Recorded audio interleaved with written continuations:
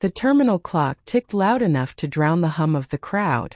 A tide of travelers pushed past, their rolling suitcases clicking on the marble floor like teeth grinding in a restless sleep. She stood still in the middle of it all, her hand clenched too tightly around a small suitcase, the leather handle biting into her skin. A thin red scarf slipped loose from her neck, catching in the draft of the opening doors, fluttering like a signal no one wanted to see. Her eyes kept moving, scanning faces, waiting for something, anything that might meet her gaze. But no one looked back. They were all rushing somewhere else, laughing into phones, calling out to companions, brushing her shoulder as if she didn't exist. Her phone buzzed in her pocket. Again. Another unread message. Another reminder. She didn't pull it out. She already knew what it would say, or rather what it wouldn't say. 3 months of silence. 3 months of sending words into the void, attaching her name to requests that came back unopened, unacknowledged. 3 months of waiting for a single answer that never came. She pressed her lips together so hard they turned pale. The weight of it all pressed down on her chest, but her posture didn't break.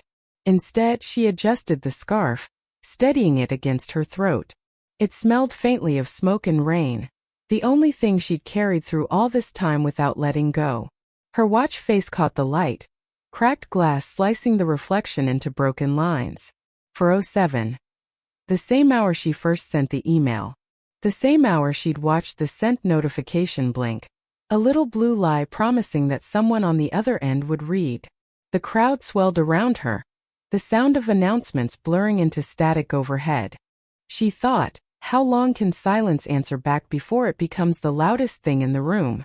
Her fingers trembled, not from cold but from the sheer gravity of holding herself together. She forced them still against the suitcase handle, the way someone might press down on a wound to stop the bleeding. From somewhere close, a child's laughter cut through the noise. She turned her head sharply, eyes searching. For a second it almost looked like the sound belonged to her own past, carried here to remind her of something she once forgot. But the voice slipped away, leaving only the announcement echoing through the station. Final boarding call. She didn't move. Not yet. The red scarf flicked once more in the wind, as if pointing towards something unseen. Her pulse quickened. This wasn't the end of silence. It was the beginning of her answer. The scarf would not stay still. Every time the station doors opened, the red fabric shivered, reaching out like it wanted to leave before she did. She pressed it down against her chest, fingers splayed as though she could anchor herself. Her eyes drifted across the platform, not to the departure screen, not to her gate but to the people. A man bent low, scooping a little girl into his arms. Her laughter tumbled out, unashamed, spilling into the cold air. 2 women embraced so tightly one of them nearly dropped her bag. Families clustered, their voices softening in reunion. She watched without blinking, her throat tight. Her hands wouldn't loosen from the suitcase handle. That suitcase. Brown leather, scuffed along the edges, one corner stitched in black thread by a hand more careful than her own. She remembered it from childhood, her father's hand on hers as he pressed the handle into her palm. "This isn't just for carrying things," he had said, his voice a low murmur in the shadow of their small home. "It's for carrying yourself. And one day you'll need it more than anything." Her thumb brushed the thread now, tracing the seam where his repair still held. It was the last thing of his she had. The scarf had come later, a gift from someone who hadn't stayed. But the suitcase, that was blood. That was memory stitched into leather. She breathed in sharply, her chest aching. The emails had been her fight to be seen, to prove that her words mattered, that she mattered. Every unanswered message was like watching a door shut quietly in her face. Rent notices had piled in the corner of her apartment. Meals had been skipped. Nights had been sleepless, staring at her cracked watch while the blue glow of the laptop reminded her of how far she was from anyone who cared enough to respond. She shifted her weight, watching the families disappear one by one, gates swallowing them whole. Alone she stayed rooted. The scarf tugged again, almost mocking. Someone was watching her. She felt it before she saw it. Across the waiting area, A man leaned against a column, still silent. His gaze didn't wander like the others. He wasn't rushing, wasn't scrolling through a phone, wasn't pretending. He was simply there. And he was watching her. Her pulse ticked in her throat, uneven. She looked away quickly, but her body betrayed her with a hesitation that lingered a fraction too long. The boarding line thinned. A final call echoed through the loudspeakers, sharp as a blade. She adjusted her scarf, but her hand shook this time, the red fabric slipping free for a second. Her suitcase shifted forward. She should move. She knew she should. But instead she stopped. Just for a moment, her lips curved into the smallest, most confused smile. And she hesitated, long enough for everything to change. Rain pressed against the glass panels of the terminal, each drop racing downward as though the sky itself wanted to leave before she could. The announcement board flickered, flights delayed, flights canceled. A ripple of restlessness moved through the crowd, but she hardly noticed. Her eyes found him again. The stranger hadn't moved. He leaned against the column with a kind of patience that didn't belong in a place built for departures. His shoes caught her attention first, black leather, cracked at the edges, soles worn thin. Shoes that had walked too far, maybe carried more weight than they should have. He shifted slightly, and as he did, a wallet slipped halfway from his coat pocket. For a moment, a corner of a photo peeked out. A boy's face. Smiling, but the paper bent, as though it had been folded too many times, opened and closed until the edges frayed. She turned her gaze away quickly, but it was too late. That image had struck something raw. Her hand tightened on her suitcase. She had her father's words stitched into its leather, and he had someone else stitched into the creases of his pocket. Both of them carrying ghosts. Lightning cracked in the distance, thunder rolling across the glass roof like a warning. She breathed shallow, each inhale catching in her throat. She should have walked away by now. Her gate number flashed red on the screen. Her name, if called, would echo across the loudspeaker like a final dare. Yet her feet stayed pressed against the marble floor. Why him? Why now? The scarf tugged at her neck again, restless. She smoothed it down with a trembling hand, but her reflection in the glass caught her off guard. Eyes dark, face pale, mouth caught between leaving and speaking. She saw him behind her reflection too. The two of them layered over one another, as if the glass itself wanted to remind her. Mirror or shadow? Her chest burned with conflict. If she left, she could bury this moment, silence it like every ignored email, every unanswered plea. But if she stayed, what would that mean? Was this fate, offering her a crack in the silence? Or was it another trap? Another pair of eyes pretending to see her just long enough to vanish? Rain thickened. The station lights flickered, reflecting on the puddles growing near the doors. The scarf's red streak glowed brighter in the dimness, as if marking her place in the storm. She looked once more at him. His head tilted, almost imperceptibly, as though he knew she was watching. Not a smile, not a frown, just that unbearable stillness, his eyes unreadable. Her pulse hammered. Her suitcase handle grew slick in her palm. The announcement for her flight cracked through the static. Last call. She didn't move. Not yet. Her suitcase wheels rattled over the polished floor as she finally stepped toward the gate. Every stride felt like cutting a thread inside her chest. The scarf slipped again, brushing against her lips as though whispering something she refused to hear. She bit down on the inside of her cheek and kept walking. Final call for boarding, the loudspeaker warned. The words lodged like stones in her throat. She passed a family gathered around the gate. A boy tugged at his mother's sleeve, pointing at her scarf. The mother hushed him with a quick shake of the head, but her eyes lingered a moment too long, half pity, half judgment. The kind of look strangers give when they sense someone on the edge of breaking. Her pace faltered. She pressed her palm flat against the suitcase handle. It wobbled beneath her grip, tilting slightly, like it might collapse under the weight inside. Or maybe it wasn't the bag, it was her. She slowed, turned her head for one last look. He was still there. The man with the cracked shoes and the folded photograph. Not rushing. Not leaving. Just waiting. Her breath snagged. sharp and unsteady. She wanted to be angry at him for staying still while she unraveled. She wanted to demand why his silence felt louder than all the unanswered emails, all the doors that never opened. But instead her knees weakened. She stopped moving altogether. Her scarf slipped this time, fully loosening, sliding from her neck to the floor. Before she could bend, before she could catch it, he had moved. Swift but not hurried. He lifted the fabric gently, holding it in both hands as though it were something fragile, not just cloth. His gaze lifted toward her. The red streak of fabric hung between them. For a heartbeat, it was no longer a scarf. It was every word she had sent, every unanswered plea, every silence wrapped around her throat. He didn't step closer. He didn't speak.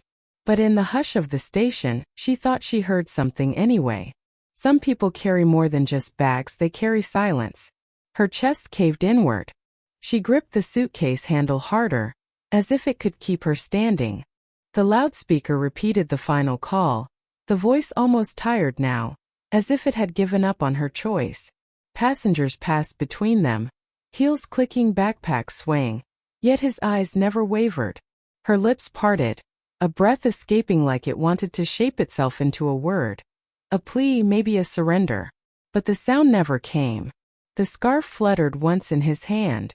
The clock overhead ticked louder. And she stood there, caught in the gravity of a moment that refused to let her go. The scarf trembled in his hand, catching a draft from the doors as if it remembered more than she did. Her chest tightened. She should have walked forward toward the gate. She should have let the final call close behind her like every other door had. Instead, her feet turned. One step, then another. Drawn back, not by logic but by the pull of something that refused to stay silent. He didn't move as she approached. Not until she was close enough to see the fine cracks along his watch face, the faint ink stains on his fingers, the faint smell of paper and dust clinging to his coat. He extended the scarf slowly, his hand steady in a way hers could never be. Some things, his voice was low and used, as if it had been kept locked away too long, aren't just ours to carry. Her hand shook when she reached for the scarf. But before her fingers touched it, she saw the photo again, slipped further from his wallet this time. The same boy's smile, but beneath it, faint handwriting in the corner. A name she knew. Her stomach dropped. She whispered it before she realized. His eyes flickered, the silence between them folding in on itself. That name belonged to the company, the very one that had ignored her emails, the one that had let her words disappear like smoke. And suddenly, the face in the photograph wasn't just anyone. It was a life tied to her rejection. A father, a man who had lost something the way she had lost, too. The suitcase handle cut into her palm. Her father's words looped back through her mind. This isn't just for carrying things. It's for carrying yourself. Now the suitcase felt heavier than ever.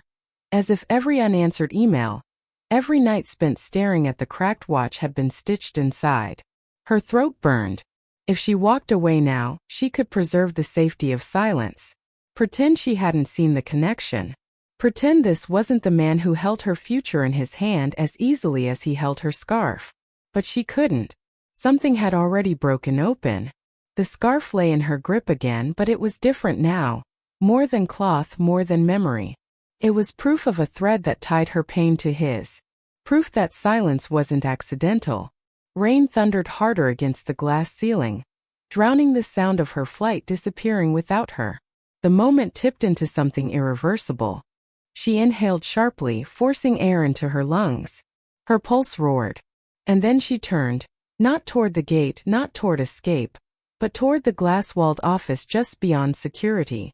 The door stood ajar, light spilling from within.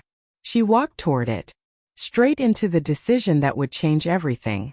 The office was quieter than the storm outside, yet it carried a weight of its own. Papers stacked high, glass walls smudged by restless hands, a clock ticking with the same broken rhythm as the one on her wrist. She paused at the threshold, the scarf clenched in her fist like a question she wasn't ready to ask. He entered behind her without hurry, his steps soft but inevitable.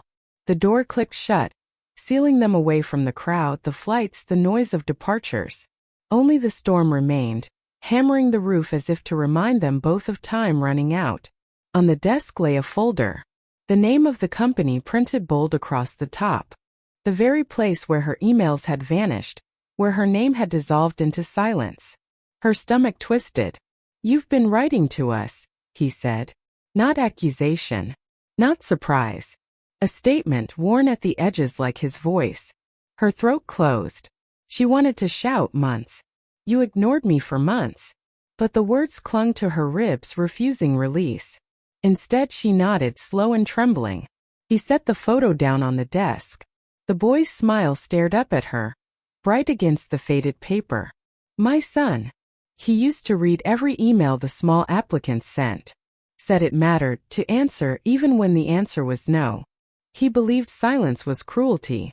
His jaw tightened. After he was gone, that belief went with him. Her breath stuttered. The silence she had fought wasn't a void, it was grief. A grief that had swallowed not only her chances but his world. Her scarf slipped from her fist, draping across the desk. For the first time she didn't reach to steady it. Let it fall. Let it belong to the silence between them. He studied her, eyes tracing the weariness carved into her posture, the suitcase at her side, the cracked watch glinting faintly. "You remind me of him," he said, softer now. "The persistence. The way you stand when everything tries to push you down." For a moment, her heart clenched at the edge of hope. But then his voice shifted, steady as stone. "I can offer you a place. Not because you deserve charity, but because you carry the echo of someone I lost. Don't mistake it for more." Her chest hollowed and filled all at once. It wasn't love. It wasn't redemption. But it was an opening, one carved by pain, not kindness. She tightened her grip on the suitcase handle, her father's words looping back once more.